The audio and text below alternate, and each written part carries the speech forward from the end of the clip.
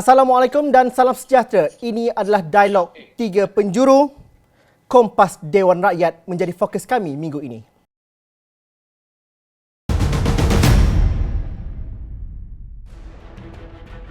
Adakah wakil rakyat kita sudah bersedia untuk bersidang, malah untuk berdebat?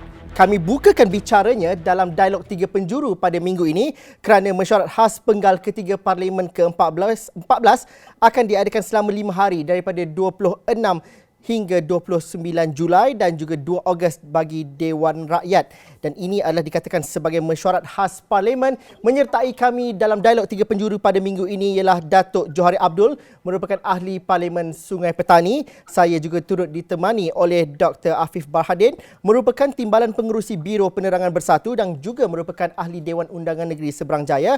Hishamuddin Rais, pemerhati politik dan budaya, turut bersama dengan kami dalam dialog 3 penjuru untuk minggu ini. Soalan pertama saya, apa yang perlu ada dalam fikiran, minda kepala seorang ahli Dewan Rakyat sebelum melangkah ke mesyuarat khas Parlimen kali ini? Mungkin saya mulakan dengan Datuk Johari Abdul dahulu. Assalamualaikum warahmatullahi wabarakatuh.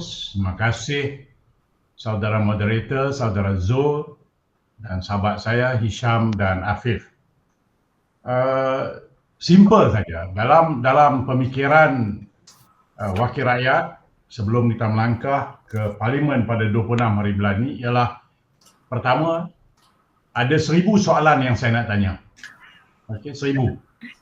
Yang kedua, saya mengharapkan jawapan-jawapan yang tuntas, yang jelas dan yang manasabah serta masuk akal daripada pemerintah. Jadi saya nak huraikan apakah di antara 1000 soalan yang saya tanya itu. Jadi sudah tentu dalam pemikiran kami akan bawa soalan-soalan ini sebab soalan-soalan ini ada kaitan ataupun jawapan-jawapan yang akan diberikan itu ada kaitan dengan masalah yang sedang dihadapi oleh rakyat di bawah. Di antara soalan-soalan yang saya akan tanya ialah bagaimana kerajaan boleh terlepas pandang mengadakan satu persediaan yang jitu dalam menghadapi pandemik yang begitu besar bagi ini. Sudah tentu saya bekas pegawai kerajaan, saya declare di sini. Saya bekas pegawai PTD, pegawai kerajaan yang dilatih untuk menghadapi apa juga bencana yang akan dihadapi oleh kerajaan. Sebab itu kita ada Majlis Keselamatan Negara. MKN ini bukan kita tubuhkan dalam 10 tahun yang dulu. Malah MKN ini telah pun wujud seawal Tun Razak lagi menjadi Perdana Menteri. Di sinilah semua simulation keberangkalian yang berlaku dimainkan dalam MKN ini. Maknanya kalau bencana A, apa jawapan dia? Bencana B, apa. Jadi semua orang-orang yang berkepentingan, semua pegawai-pegawai tinggi kerajaan, semua profesional ada dalam MKN ini. Dan lazimnya kita akan berjumpa setiap bulan ataupun lebih kerap dari itu untuk bincangkan masalah-masalah calamity, masalah-masalah yang dihadapi oleh kerajaan dan bagaimana menghadapi masalah ini. Tetapi pada kali ini saya melihat seolah-olah kerajaan tidak bersedia untuk menghadapi pandemik yang berskala besar begini. Sedangkan seperti yang saya katakan tadi, kerajaan sepatutnya telah pun bersedia. Baik, itu soalan yang pertama. Soalan yang kedua, dalam sesi Parlimen yang dulu kita telah pun meluluskan satu bajet yang besar untuk kerajaan bersedia untuk order dan beli vaksin. Apabila vaksin dilihat sebagai salah satu jalan keluar. Mungkin ada jalan keluar yang lain. Tapi salah satu yang ada jalan keluar untuk menghadapi pandemik ini ialah vaksin. Tetapi kenapa vaksin tidak datang pada masa yang telah pun kita perlukan? Sebagai contoh, tempat saya ada penduduk saya lebih daripada 400,000, hampir setengah juta di Sungai Petani. Dan mereka yang sepatutnya menerima vaksin ialah 360,000. Percayakah anda kalau saya sebut Sekarang ini, hari ini tak sampai 9.5%, not even 10% yang menerima vaksin. Ada orang yang mendaftar seawal Februari, sekarang dah Julai, tak dapat vaksin. Jadi itu yang daftar, yang belum daftar saya kira lah. Dan tempat saya juga sedang menghadapi dua tempat yang serius PKPD. Jadi inilah masalah-masalah yang kita hadapi. Itu soalan-soalan yang pertama saya. Yang kedua, soalan akan timbul dalam kepala saya ialah exit plan. Ada tak exit plan? Maknanya kerajaan kata plan pemulihan negara. Adakah plan pemulihan negara ini ialah exit plan? Maksud exit plan di sini ialah andai kata ditakdirkan Tuhan Maha Kaya memberikan kelegaan kepada kita. Apa exit plan dia? Yang dibentangkan oleh kerajaan bukan exit plan, itu satu timetable.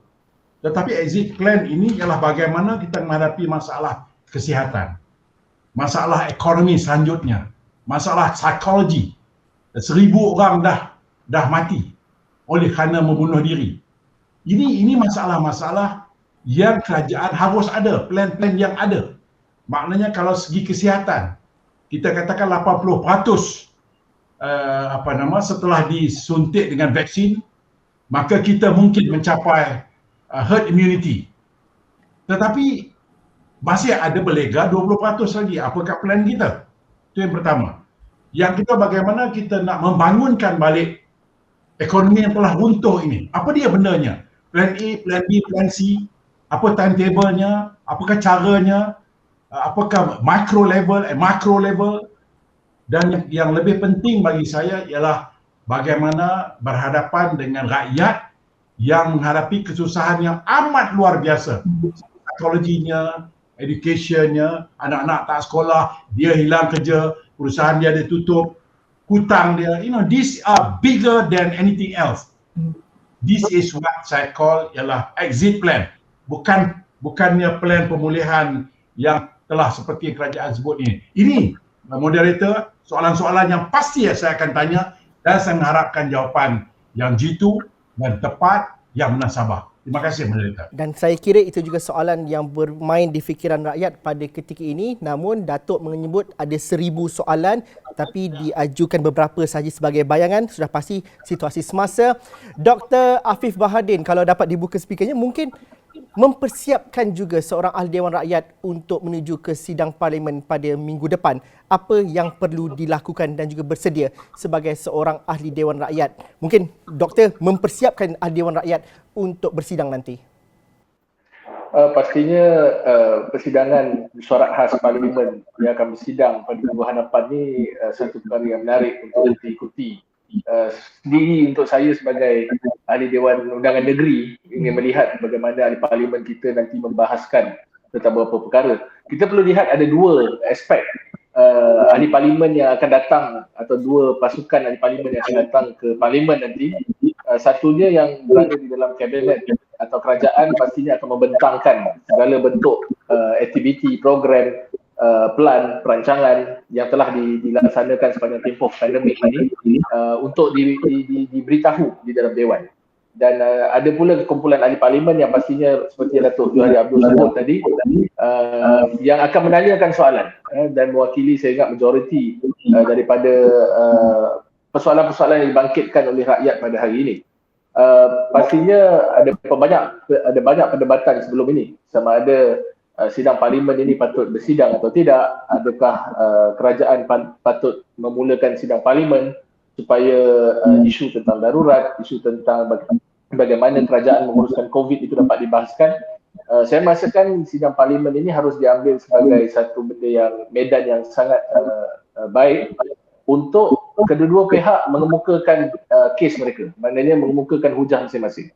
Untuk pihak kerajaan ini harus dijadikan peluang yang terbaik untuk mereka membentangkan dan juga memberitahu kepada rakyat tentang apa juga bentuk perancangan dan juga apa yang telah dibelanjakan daripada belanjawan 2021 yang telah dibentangkan pada tahun lalu untuk kita berhadapan dengan pandemik COVID-19 ini. Dan sebab itu kalau kita dapat lihat dalam pernyataan media yang dikeluarkan oleh yang di-Ketua Dewan Rakyat dan juga yang di-Ketua Dewan Negara, antara perkara-perkara yang akan dibincangkan itu adalah tentang proklamasi darurat dan juga tentang perancangan-perancangan yang telah dibuat dan juga tentang pelan pemulihan negara tentang isu vaksinasi dan juga pengurusan COVID. Jadi ini saya rasa medan yang mana akan diikuti rapat oleh majoriti rakyat. Dan saya yakin kerajaan seharusnya menggunakan peluang ini untuk mengembalikan sedikit keyakinan rakyat dalam usaha kita memerangi pandemik COVID-19 ini. This is the best platform untuk kerajaan menerangkan dan menjelaskan tentang apa yang telah dilaksanakan dan juga menjawab apa sahaja bentuk persoalan, isu atau boleh saya sebut tomahan yang dibangkitkan selama ini kepada kerajaan boleh dijawab ketika parlimen ini. Dan saya mengharapkan ahli-ahli parlimen kita terutamanya menggunakan peluang ini untuk benar-benar fokus kepada soalan-soalan yang benar-benar dapat menjawab tentang apa yang rakyat ingin tahu di luar sana. Saya rasa kalau ahli parlimen tidak menggunakan peluang ini dengan baik, maka ianya akan menjadi sia-sia sahaja. Kerana sekarang ini yang menjadi penilaian kepada rakyat, saya percaya majoriti daripada masyarakat dan juga terutama di kalangan golongan muda yang melihat kepada ahli politik, mereka tidak hanya menilai kepada ahli kerajaan sahaja, tetapi juga kepada ahli parlimen pembangkang. Apa perkara yang ingin dibawa dan apa perkara yang ingin dibahaskan dan ingin dibangkitkan nanti di dalam sidang parlimen itu kelak.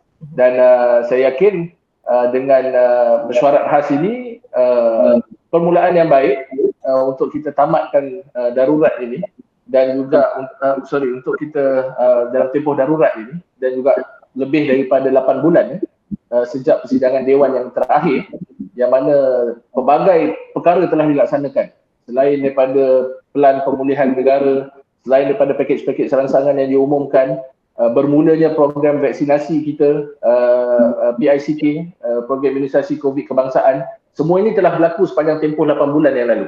Dan sekarang kita pula berhadapan dengan PKP 3.0. Jadi pastinya parlimen ini menjadi medan yang terbaik untuk semua ahli parlimen bahaskan perkara ini. Okey, bagaimana pula pandangan saudara Hisham Rais dalam hal ini? Apa yang perlu ada di benak fikiran seorang ahli parlimen untuk masuk ke persidangan parlimen kali ini kerana harapan rakyat begitu tinggi, penantian orang politik dan juga rakyat juga begitu kritikal pada waktu ini? Terima kasih YB, Dr. Abdul, YB Afif.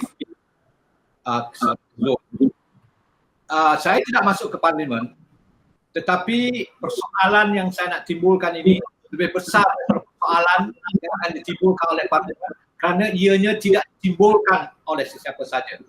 Saya mengajukan walaupun YB yang berhormat Dr. Abdul telah menimbulkan 3 perkara: persediaan, pengedaran vaksin dan exit plan.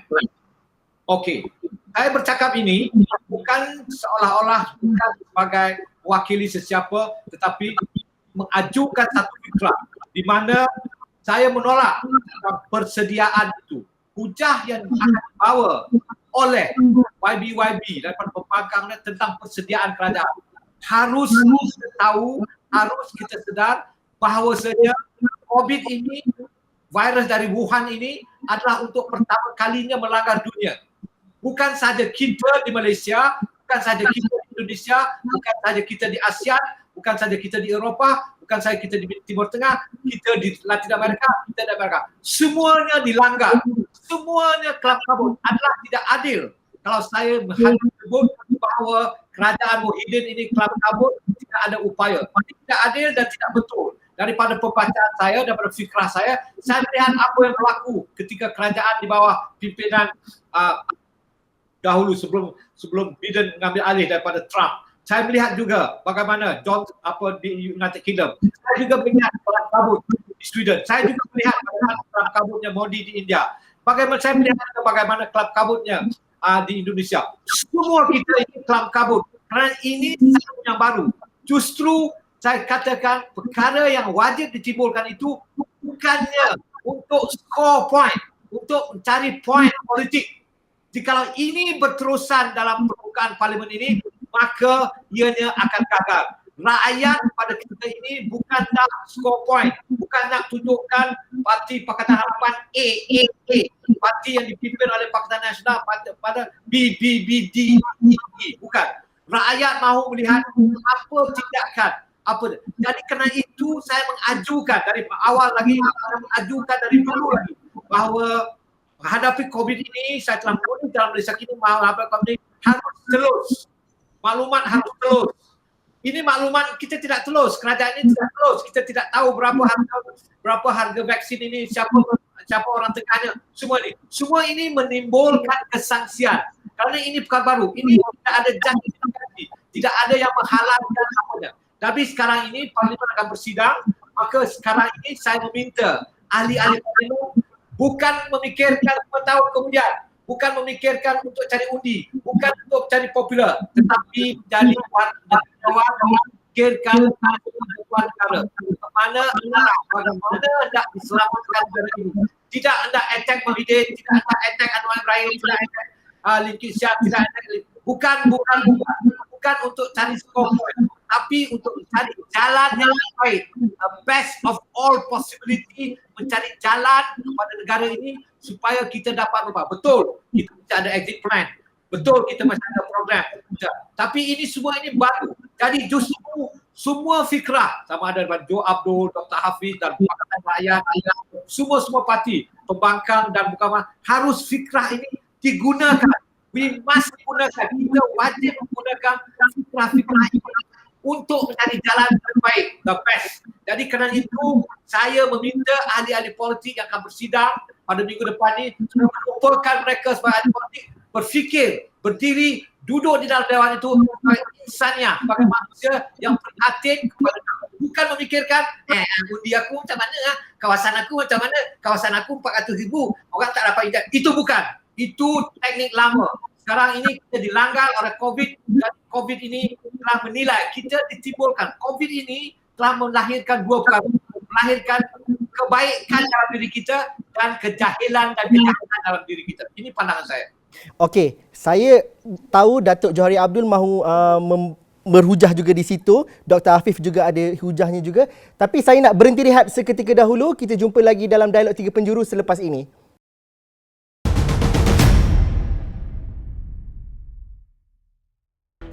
Okey, bertemu lagi dalam Dialog 3 Penjuru. Saya masih lagi bersama dengan Datuk Johari Abdul, Dr. Afif Bahadin dan juga Saudari Hishamuddin Rais.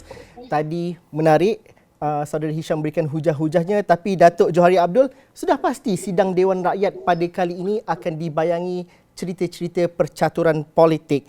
Walaupun dalam kenyataan media sebelum ini mengatakan bahawa fokusnya akan terarah kepada pelan pemulihan negara dan juga hal yang berkaitan dengan COVID-19, tapi tidak dapat tidak ahli politik akan bercerita mengenai percaturan politik. Dan soalannya, adakah ianya mustahak untuk dibincangkan? Adakah isu dan juga strategi nombor adalah perkara yang perlu diutamakan dan juga perlu terlintas di fikiran ahli Dewan Rakyat ketika waktu susah pada ketika ini? Datuk. Okay, terima kasih moderator. Begini ya, kita ada perlembagaan, kita ada peraturan dan kita ada undang-undang. Jadi sudah tentu bila kita sebut sebuah kerajaan yang mengamalkan seperti kita sistem demokrasi, numbers is very important. Sebab itu kita ada undang-undang. Sebab itu ada perlembagaan, kerana untuk kita bergerak kita perlukan keabsahan. Keabsahan ini cuma boleh ditentukan oleh undang-undang. Sebab itu dalam sistem parlimen yang kita sedang amalkan, sekiranya seseorang itu tidak mempunyai jumlah yang cukup, maka dia tidak boleh dilantik ke satu jawatan. Sebagai contoh, saya bertanding dalam pilihan raya. Saya dah 3 penggal menjadi ahli parlimen. Jadi sudah tentu selepas saja pilihan raya berlaku, selepas saja pengundian berlaku, maka pihak yang menganjurkan pilihan raya itu, Suruhanjaya Pilihan Raya, akan membuka peti-peti. Dan sudah tentu kalau sekiranya 3 orang calon yang bertanding, maka undi akan dikira. Tak mungkin kalau saya tak cukup undi saya akan diumumkan sebagai pemenang.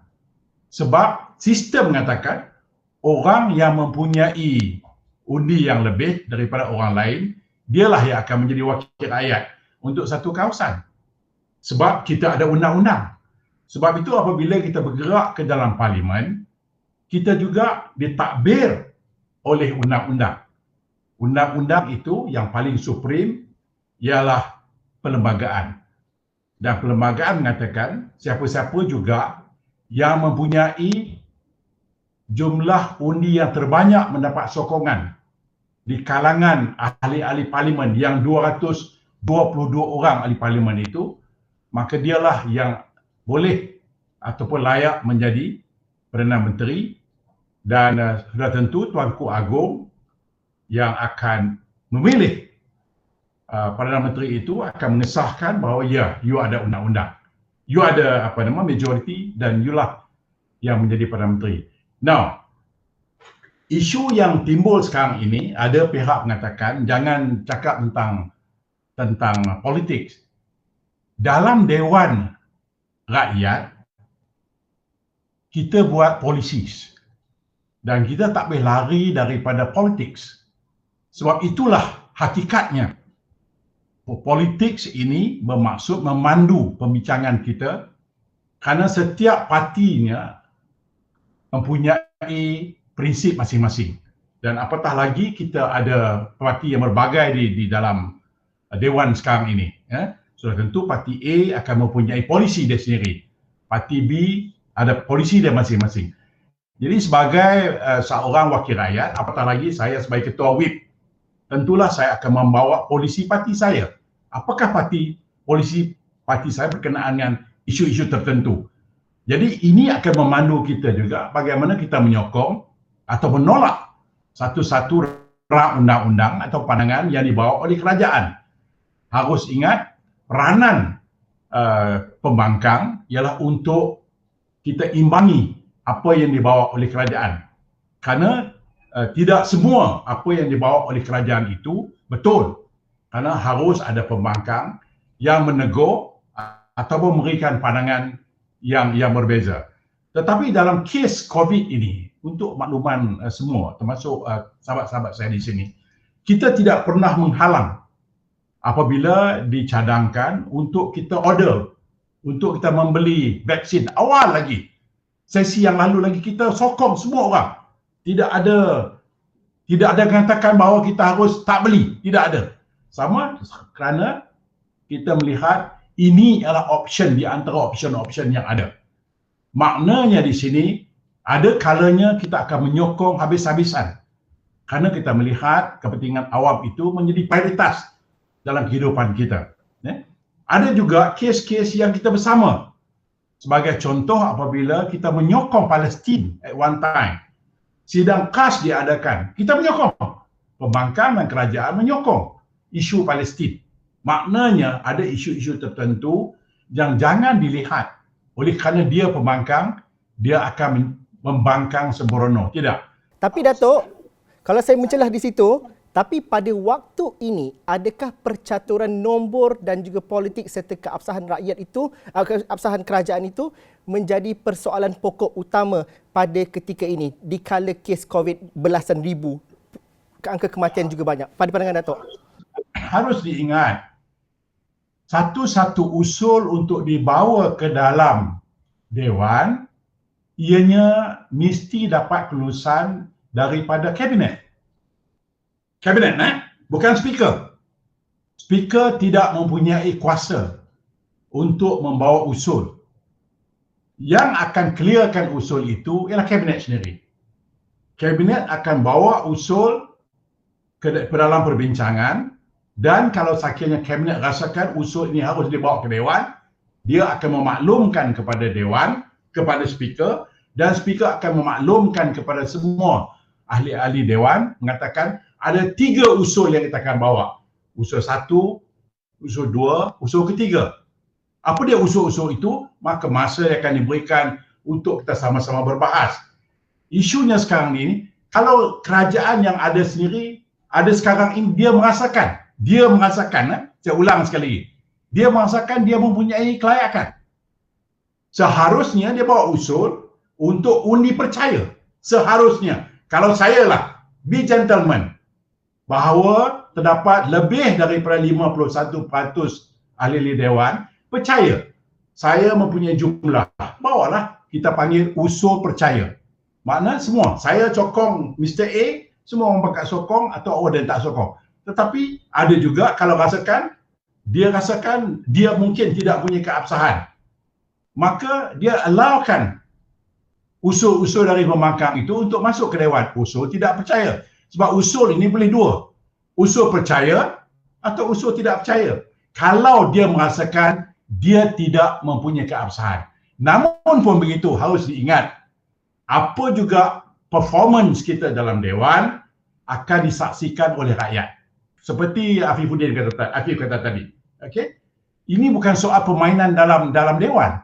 Ini soal sebab sekarang ini live. Sekarang orang boleh ikuti setiap ucapan kita dan perlakuan kita.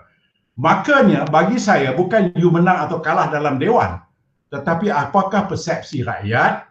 Rakyat akan buat keputusan sama ada kamu ni bagus tak bagus untuk jadi rakyat selanjutnya. Bukan dalam Dewan sekarang. Kamu akan dipilih 23 bulan dari sekarang dalam next election probably. That is important. Bagi saya, untuk menutup jawapan ini, soalan yang pada you-nya, bagi saya, I don't care what is going to happen for next 23 months. Yang saya rasa, selesaikan masalah sekarang.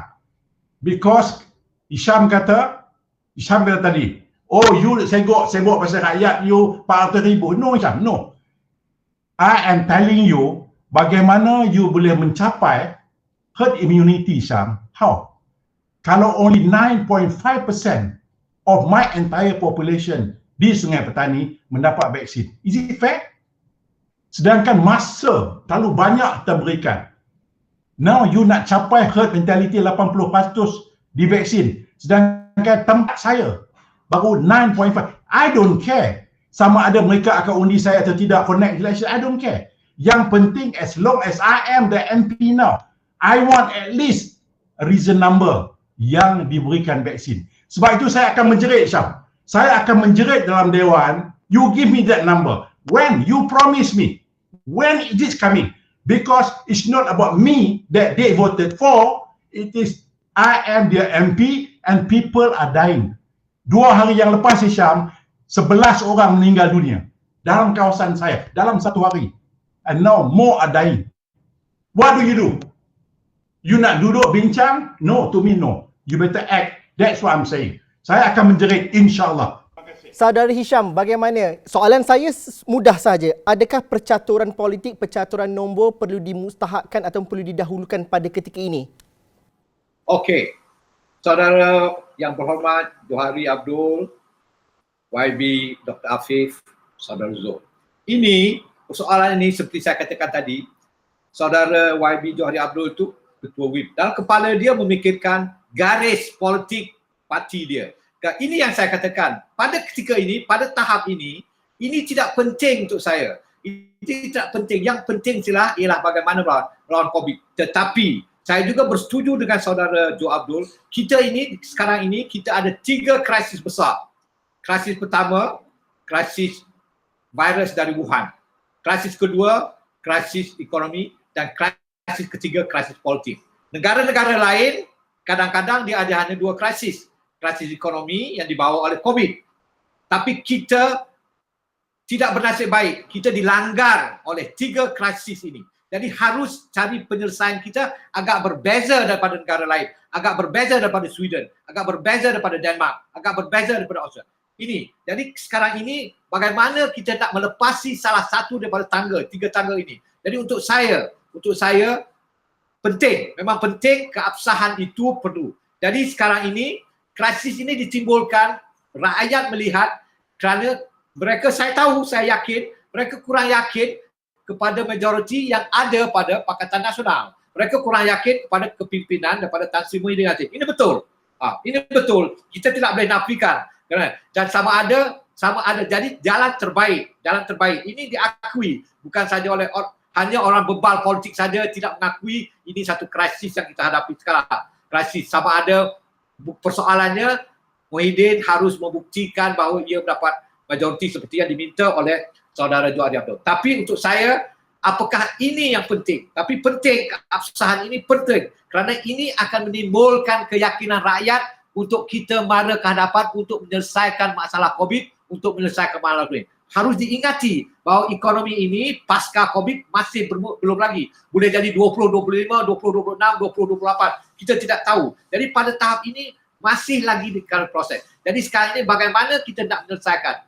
COVID dulu ke politik dulu? Di sinilah saya katakan bahawa fikrah kepimpinan ahli politik para YB yang akan bersidang di parlimen ini harus terbuka, harus menjadi negarawan melihat. Okey, kepada Tan Sri Muhyiddin juga saya harus menyarankan bahawa ianya harus terbuka menerima pandangan-pandangan daripada YB lain. Daripada Pakatan Harapan juga harus menerima pandangan. Jadi kerana itu saya telah mengajukan dari lama bahawa masanya telah sampai. Mari kita lihat mari kita lihat masanya telah sampai bagaimana kita perlu mewujudkan satu kerajaan perpaduan di mana seluruh ahli-ahli parlimen ini bekerjasama membina. Saya tidak kira sama ada saudara Muhyiddin ke Tan Sri Muhyiddin dan ke Datuk Seri Anwar ke Tun Muhyiddin, Mahathir. Jadi ini bukan penting. Untuk saya, rakyat mahu melihat satu perkara mengurangkan politik. Memang betul seperti kata YB Johari Abdul, dia ini bukan politik. Tapi politicking to score the point, untuk kutuk pihak pembangkang, untuk kutuk pihak kerajaan kutuk pembangkang kutuk. Ini dalam keadaan sekarang ini tidak boleh lagi. Kata saya pada ketika ini, krisis ini. Saudara Johari Abdul 11 orang telah meninggal dunia. Fatihah pada mereka minggu lepas di kawasan dia. Dan lebih pada 1,000 angka orang telah membunuh diri. Ini betul. Krisis ini tidak pernah kita alami. Bukan saja di Malaysia. Saya telah katakan di semua. Di Amerika Latin, di Timur Tengah. Kita mengalami sama. Tapi kita ini ada salah satu lagi, itu krisis politik. Jadi harus kita mencari jalan. Mana yang terbaik? Adakah terbaik kita mengandalkan undi tidak percaya atau undi percaya? Jadi ini terpulanglah kepada fikrah. Ini terpulang kepada fikrah Tan Sri Muhyiddin, pada fikrah pihak pembangkang, Pakatan. Ini terpulang. Jadi for me, untuk saya, fikirkan yang terbaik untuk bagaimana nak menyelesaikan 3 perkara ini. COVID, ekonomi dan krisis politik.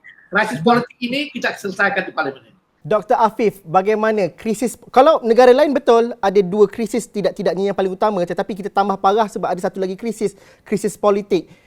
Adakah keabsahan kerajaan ini penting, satu, dan juga bagaimana kalau berlaku situasi menukar kerajaan, adakah ianya dapat menyelesaikan 2 krisis yang lainnya? Pada pandangan Afif bagaimana? Saya bersetuju dengan apa yang Saudara Hisham telah gambarkan tadi. Malaysia sedikit unik dan juga beberapa negara-negara lain yang kita ni berhadapan 3 krisis utama. Jadi keutamaan kita sekarang adalah kita nak memilih, nak selesaikan yang mana dulu. Sebab itu tadi saya sebut dengan adanya sidang parlimen ini, sedikit sebanyak ia akan dapat memberikan semula keyakinan rakyat kepada kerajaan untuk membentangkan, to present their case, apa yang sedang mereka lakukan, dan untuk peluang kepada pembangkang menanyakan soalan. Saya kenal majoriti kawan-kawan lama saya dalam Pakatan Harapan ini. Soal nombor ini memang akan dibangkitkan di dalam sidang parlimen. Belum mula parlimen pun dah bangkit daripada dulu. Waktu dalam Pakatan Harapan pun dibangkitkan soal siapa yang patut layak memimpin, ni dah banyak kali dibangkitkan. Jadi cuba kita sekarang ni berhadapan dengan krisis pandemik COVID-19. Krisis kesihatan, krisis ekonomi, yang mana majoriti daripada rakyat sekarang hari ini kerana lockdown tak dapat keluar cari rezeki yang halal, tak dapat keluar untuk mencari pendapatan. Mereka ini sebenarnya yang harus kita berikan keutamaan. Tetapi dalam masa yang sama, betul apa yang Saudara Hisham bangkitkan, orang politik hari ini, terutamanya di parlimen, baik di pembangkang dan juga pihak kerajaan, harus memikirkan bagaimana nak menyelesaikan soal keyakinan ini. Kerana rakyat hari ini kurang yakin bukan hanya pada kerajaan, tetapi kurang yakin kepada orang politik untuk membawa kita keluar daripada pandemik COVID-19 ini. Ini isu besar yang harus kita tangani. Jadi kalau kita masih lagi bickering, bergaduh soal nombor, bergaduh soal siapa patut jadi Perdana Menteri, siapa yang patut take over, siapa yang patut menjadi kerajaan, maka saya takut rakyat nanti take things into their own hand. Ini saya rasa benda yang kita harus elakkan sebagai orang politik. Dan dalam masa yang sama, soal nombor ni saya ingat telah banyak kali diuji dari segi mandat kerajaan pada hari ini. Sidang parlimen yang lepas ketika belanjawan dibentangkan telah terbukti Kerajaan Perikatan Nasional mempunyai mandat ketika itu kerana belanjawan yang dibentangkan itu mendapat sokongan majoriti ahli Dewan Rakyat daripada Perikatan Nasional. Walaupun ketika itu pembangkang tidak menyokong pun, walaupun diletakkan belanjawan berbilion ringgit untuk membeli vaksin, tidak pun disokong belanjawan itu pada sidang parlimen yang lepas. Mungkin selepas daripada mesyuarat khas yang berlaku pada Ogos ini nanti, pada minggu hadapan ini, persidangan yang seterusnya dijadualkan pada September, dan juga kalau tak salah saya akan dan juga mesyuarat pertama pada 6 September hingga 30 September, dan mesyuarat kedua daripada 25 Oktober sehingga 16 Disember. Maka saya rasa waktu ini juga Tan Sri Muhyiddin dan kepimpinan Kerajaan Perikatan Nasional boleh selaku Perdana Menteri untuk cuba menunjukkan keabsahan kerajaan yang ada pada hari ini dengan sokongan majoriti ahli parlimen yang menyokong Kerajaan Perikatan Nasional. Kerana kalau kita lihat krisis-krisis yang dibangkitkan tentang soal nombor ini, akhirnya bukan soal untuk of the purpose untuk membangkitkan soal rakyat, tetapi akhirnya soal untuk menolak seorang individu sahaja, iaitu Perdana Menteri Tan Sri Muhyiddin, dan meletakkan orang lain untuk jadi Perdana Menteri tetapi membuat jajaran baru. I think this will not solve the problem. Saya pun tak faham kenapa sekarang orang berebut nak jadi kerajaan. This is the worst time to be government kerana kita berhadapan dengan krisis yang cukup besar. Saya sendiri pernah jadi Exco Kerajaan Negeri di Pulau Pinang. Dan sekarang Pulau Pinang berhadapan dengan pandemik. Bukanlah kata saya bersyukur saya dipecat daripada jadi Exco. Tetapi I know saya boleh mainkan peranan yang lebih cara lain kerana saya tidak perlu berhadapan dengan situasi yang mana saya have to make a very tough, difficult decision dan juga mengkoordinasi satu program-program besar seperti ini yang sedang berlaku sekarang seperti vaksinasi, menangani PKPD dan juga penyebaran wabak ini semua. Jadi sebab itu pada saya sebenarnya yalah sedikit sebanyak saya rasa Tan Sri Muhyiddin juga menghadapi tekanan yang cukup besar kerana beliau mengambil alih tampuk kepimpinan itu di saat negara berhadapan dengan krisis kepimpinan yang telah timbul sekian lama. Sejak 2 tahun sebelum itu telah timbul krisis kepimpinan ini. Dan apabila diambil alih oleh Tan Sri Muhyiddin, beliau terpaksa berhadapan dengan pandemik COVID-19 ini dan juga krisis ekonomi yang hadir sekali kerana apabila kita buat lockdown dan sebagainya. Jadi sebab itu pada saya 3 krisis mudarat yang sedang kita hadapi ini kita perlu pilih mudarat mana yang kita perlu selesaikan dulu, dan saya yakin dalam keadaan sekarang sebab itu saya memilih untuk menyokong kepimpinan Kerajaan Perikatan Nasional hari ini kerana penting untuk saya menggunakan peluang yang ada untuk membantu majoriti rakyat dan juga peluang untuk saya mengemukakan cadangan dan dasar yang lebih baik supaya kita dapat tangani pandemik COVID-19. Tapi maksudnya Dr. Afif nak mengatakan bahawa krisis politik itu kemudianlah selesaikan, betul? Buat masa sekarang boleh diselesaikan lewat sedikit berbanding dengan krisis kesihatan yang sedang kita hadapi. Datuk Johari, bagaimana pandangan Datuk Johari? Bersetuju dengan perkara itu kerana krisis politik juga muncul ketika kes COVID-19 pada ketika itu sekitar 20 kes di Malaysia. Bibit-bibit itu sudah ada. Pada pandangan Datuk Johari, kenapa perkara itu perlu diselesaikan sama ke ataupun bagaimana? Okey, terima kasih moderator. Cuma saya nak remind Afif lah ya. Sebenarnya apabila kerajaan Perikatan Harapan naik itu sebab bersatu bersama dengan komponen kawan-kawan yang lain. Tetapi mereka telah mengkhianati Dr. Mahathir. Dr. Mahathir itu buat kerja elok dah. Kita pun sokong. Anwar Ibrahim pun sokong. Tiba-tiba Tan Sri Muhyiddin dengan beberapa orang kawan dia tarik diri. Tarik sokongan kepada Dr. Mahathir. Apa salah Dr. Mahathir waktu itu? Tak salah apa pun. Tetapi kerana ada orang nak jadi Perdana Menteri. Sebab itu dia orang tikam Dr. Mahathir dari belakang. Jadi bukan soal Anwar Ibrahim. Soalnya ada orang nak ambil jalan pintas. Jadi kalau Dr. Afif kata, oh kita janganlah cakap pasal politik. Sebenarnya yang merosakkan keadaan sekarang ini selepas pilihan raya ke-14 ialah tindakan bersatu. Bila keluar daripada Perikatan Harapan dengan harapan untuk menjadi Perdana Menteri. Sedangkan Dr. Mahathir performing was very good. 23 bulan cantik dah. Kita mensokong Anwar Ibrahim, sokong walaupun Anwar Ibrahim bergaduh dengan Tun, tapi Anwar Ibrahim ni sanggup memberikan laluan kepada Dr. Mahathir. Cantiklah. Tiba-tiba Mahyudin dan tim-tim dia, termasuklah bos Afifuddin ni, tikam Dr. Mahathir. Yang ni kita cukup sedih lah. Mana akhirnya apa yang berlaku? Negara hancur. Apabila Tun resign, kita ada perang. Baik, moderator, isunya gini. Any country, Hisham setuju dengan saya. Saya dengan Hisham ni kenal kawan lama baik. Malah kita pernah bersama-sama bertugas menaikkan seorang yang kita rasa cukup kita hormati, dan orang itu orang yang menjadi presiden UMNO sekarang ini. Ya, saya dengan Hisham. We work together. Because kita yakin waktu itu orang yang layak menjadi pemimpin negara kita, waktu itu ya Hisham, ialah Datuk Zahid. Yeah, we work together. Many months, in fact years. Kita work together. Dan Alhamdulillah, Zahid menjadi presiden hari ini. Presiden UMNO. Baik, apa dia maksud saya ni, moderator? We are politician. Politician ni melihat kepada kepimpinan. That's why we are politician. Kita akan memilih pemimpin yang terbaik. Sebab at the end of the day, mana-mana juga orang tidak boleh survive. Mana-mana negara tidak boleh survive. Kalau sekiranya pemimpin itu jadi huru-hara, pemimpin itu tidak tegas, pemimpin itu tidak cerdik, pemimpin itu takut, ini yang jadi sekarang pada kita.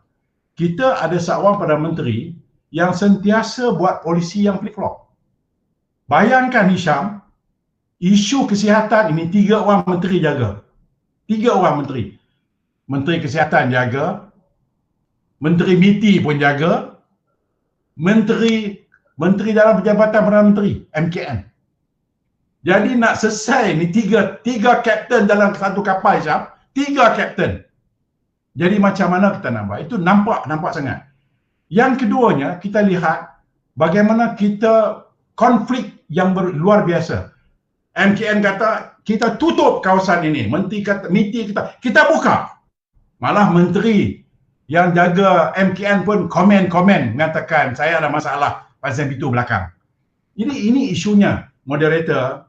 Kalau saya kira yang Perdana Menteri kita ada macam Perdana Menteri New Zealand, yang tegas, yang cerdik, dia boleh dapat support daripada semua orang. Kita nak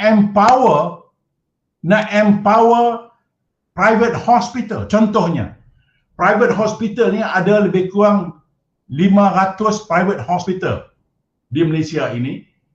Apa salahnya kita empower mereka untuk administer vaksin? Apa salahnya? Ataupun GP. Kita ada 7,500 GP. Yang vaksin, Dr. Afif pun tahu, ini injection vaksin ni bukanlah complicated sangat. After all, vaksin ini kita dah lalui berbagai SARS lah dahulunya, macam-macam. Ini vaksin serta. Cuma apabila tidak ada vaksin, apabila kita tidak mau empower, contohnya state government nak beli vaksin, kerajaan kata no. Walaupun kerajaan ada duit, Selangor contohnya. Oh no, must go through us. Now, bila you sebut must go through us, dalam pemikiran saya sebagai ahli politik, why? I have the money. Contohnya kilang-kilang yang besar, nakkan supaya kilang dia berjalan elok, dia tak nak orang yang bekerja kilang dia menghadapi masalah, dia sanggup keluarkan duit. Government said no. Government kata, jangan, misi melalui kami. Sudah tentu dalam pemikiran saya, something is wrong somewhere. Kenapa harus, nampak tak? Jadi ini isu yang ada. Tidak berani untuk empowerkan sama ada state government ataupun corporation ataupun GP yang akhirnya kita nak kontrol semua. Everything must be centralized. Everything must be controlled. Dan inilah yang terjadi. Okey, kami nak teruskan perbincangan hangat ini. Selepas ini kita berhenti rehat seketika dahulu.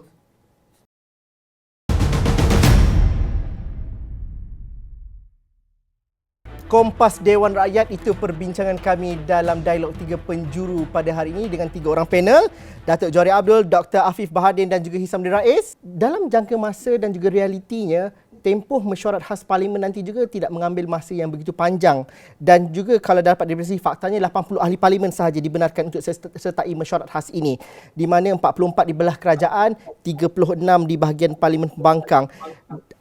sidang pun bermesyuarat 4 jam sehari. Adakah ini dapat mencapai sasarannya nanti untuk menjawab ribuan soalan yang kita bincangkan tadi?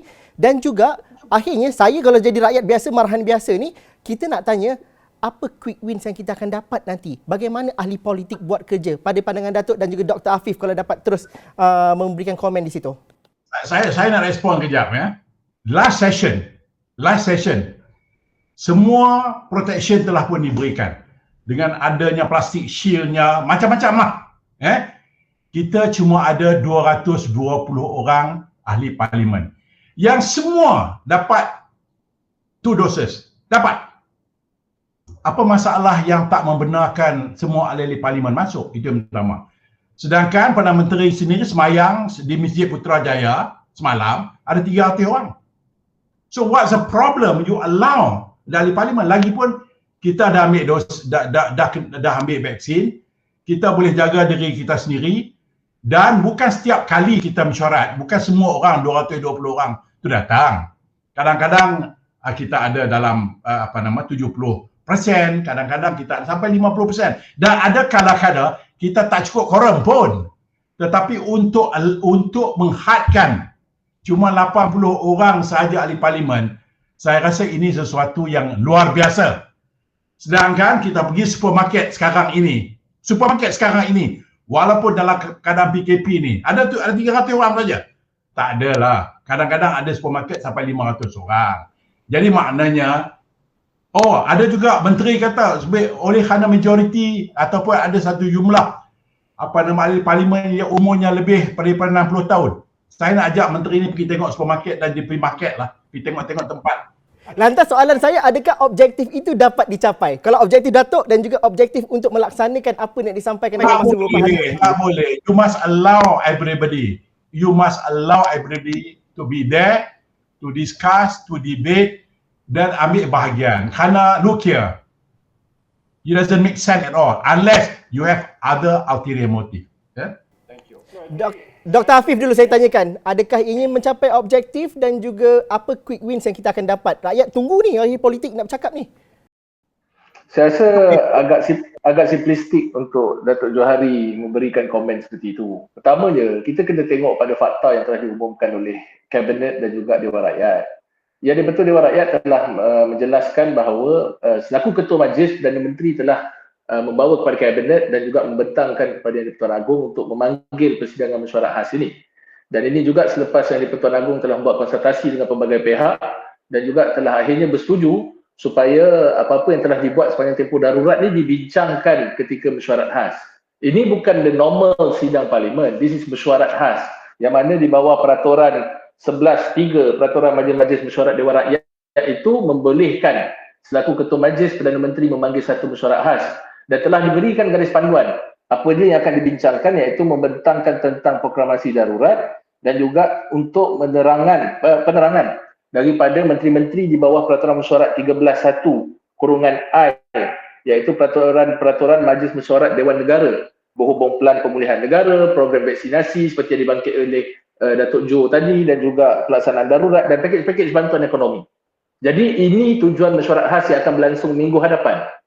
Dan dalam masa yang sama telah dikeluarkan takwim bahawa September sehingga mesyuarat pertama pada September 6 September hingga 30 September 2021 yang mana Dewan akan bersidang selama 15 hari dan juga pada mesyuarat kedua yang akan bermula pada 25 Oktober hingga 16 Disember 2021. Maka ketika itu ada persidangan parlimen. Ini adalah takwim Dewan Rakyat bagi penggal keempat Parlimen ke-14 tahun 2021. Bahkan akan ada istiadat pembukaan mesyuarat penggal keempat Parlimen ke-14 yang akan disempurnakan oleh Yang di-Pertuan Agong sendiri pada 6 September. Itu beza dia sebulan je. Cuma mesyuarat khas ini, sebab itu saya kata we go back to the fact. Fakta dia, mesyuarat khas ini adalah untuk membentangkan tentang apa yang dibuat sepanjang tempoh 8 bulan ini. Persidangan parlimen akan bersidang pada 6 September hingga 30 September. Jadi tak timbul isu ulterior motif ke apa ni. Saya ingat kalau saya pun saya boleh cakap pihak pembangkang ada banyak ulterior motif when you question about all other things. Tetapi saya rasa kita jangan ambil itu yang menjadi persoalan. Yang persoalannya sekarang rakyat nak tahu adalah bukan hanya soal siapa jadi Perdana Menteri. Itu mungkin ada dalam soalan benak pemikiran mereka. Tetapi yang lebih penting sekarang ni adalah apa yang kerajaan nak buat untuk selesaikan dan bawa kita keluar daripada pandemik ini. Ini soalan besar. Saya sendiri ada banyak soalan juga dan tentang perkara ini. Cuma saya tak masuk parlimen lagi lah. Jadi saya tak boleh tanya soalan ini di parlimen. Tetapi pada saya, perkara ini yang harus menjadi medan untuk kita menjawab kepada rakyat. Kerana dalam kita berhadapan krisis. Ini bukan krisis saja, ini perang lah. Bahasa mudah dia perang. We are facing with a war against a unseen virus, unseen enemy, yang mana kita perlukan semua orang. Dalam waktu perang, kalau kita mewakili Malaysia, virus tu tak tanya, awak daripada parti mana baru dia datang jangkit, tak ada. Dia akan kena pada siapa saja.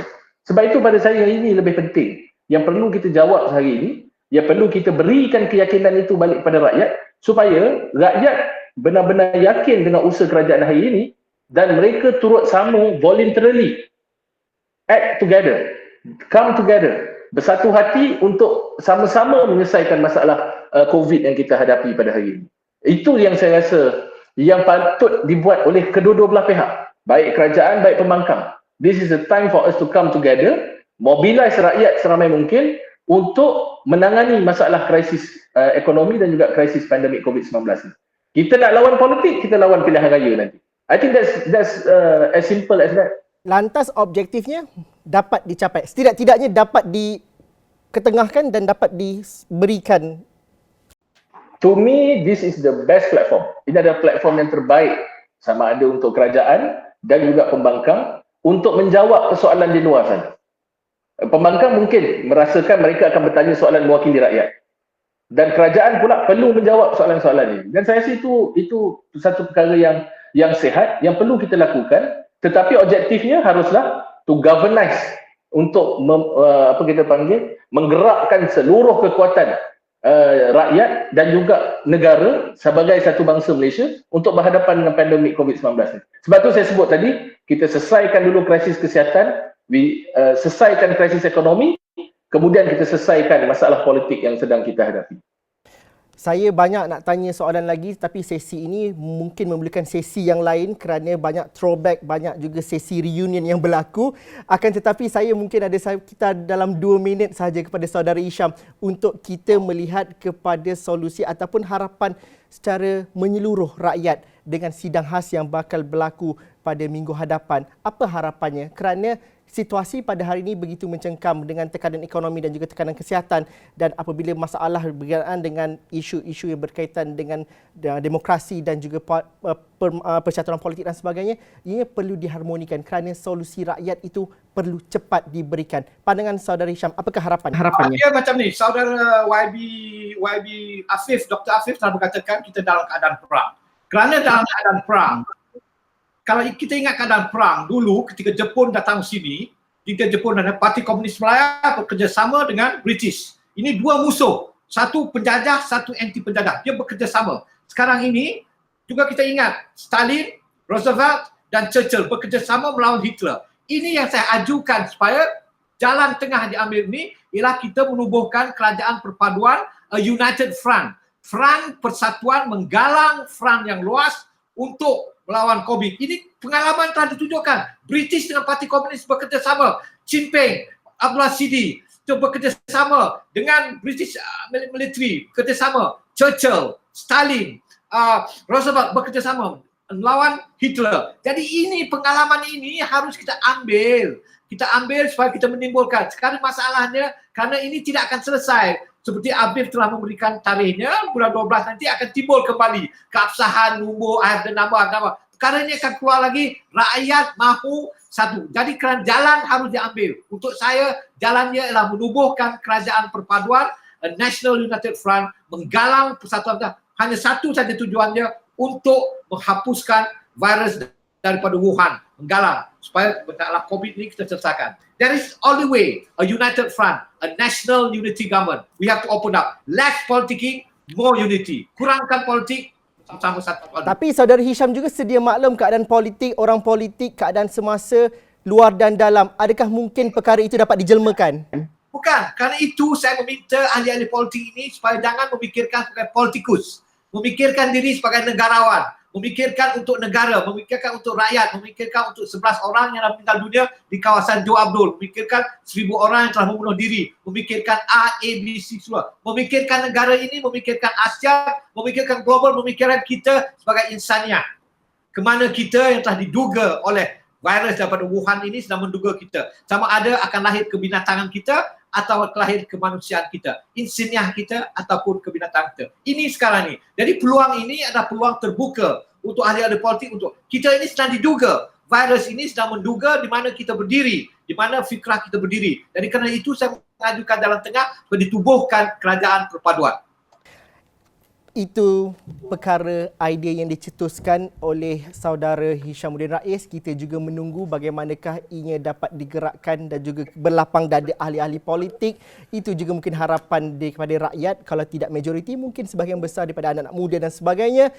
Ini sesi kami untuk Dialog Tiga Penjuru pada minggu ini. Kompas Dewan Rakyat, akan tetapi percaturan peperangan di Dewan Rakyat itu akan bermula pada minggu hadapan. Kita akan saksikan sendiri. Astro Awani akan membawakan ianya secara eksklusif dan juga komprehensif. Terima kasih Datuk Johari Abdul, selamat bersidang. Terima kasih kepada Dr. Afif Bahadin dan juga terima kasih saudara Hishamuddin Rais kerana sudi bersama kami dalam Dialog Tiga Penjuru pada minggu ini. Assalamualaikum dan salam sejahtera. Teruskan perdebatan di platform media sosial kami. Komen yang baik-baik saja. Assalamualaikum, kita jumpa lagi nanti.